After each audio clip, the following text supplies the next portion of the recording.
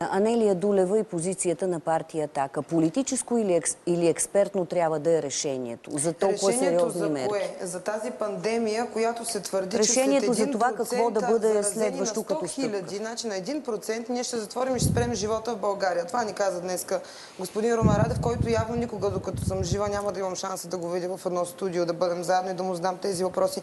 Извинявам се, това е здравен фашизъм. Статистиките, за които говорим и се коментират във всички студия от сутрин до вечер, дори не се правят в България. Те се изпращат от един институт, който се намира в Харвард, и там се сумират данните. Всъщност няма българска институция, която да сравнява дали това е истина, която всяка сутрин така ни залива от екраните.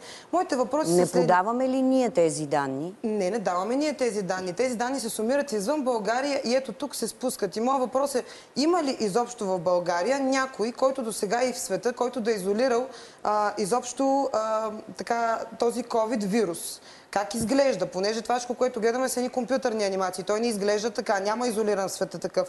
Също така въпросът ми е колко хоспитализирани и починали има след първа доза от ваксина и втора и трета, независимо дали с положителен или отрицателен тест.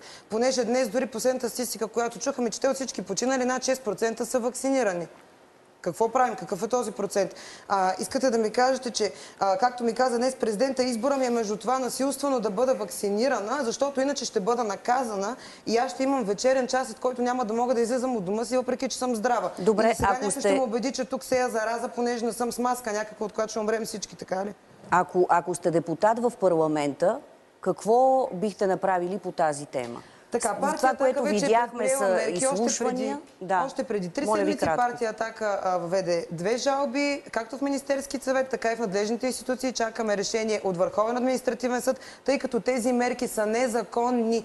Не може заповед на министъра да бъде над Конституцията и над законите, които се гласуват в парламента. Аз по образование съм юрист и ви казвам, че заповедта на министъра може да се сменя буквално всеки ден. Ние не можем всеки ден да напасваме нашия живот спрямо това. И нещо много важно, което искам да допълня, между другото, на преждеговорившите, за първи път тази година няма качена статистика в НСИ колко души са стигнали до хоспитализация с психиатрични заболявания. Питам, защо се крие тази статистика? Какво се промени между 2019 и 2020? Тази статистика трябваше преди половин година да излязва и аз призовавам всички хора, които смятат, че това е здравен фашизъм, тази неделя да излязат на улицата в 14 часа на НДК и да покажат, че са свободни, защото това е здравен фашизъм. Аз в здравен фашизъм няма да живея, няма да се вакцинирам. Прекъсвам ви, за да ви остане време да се и по другите теми.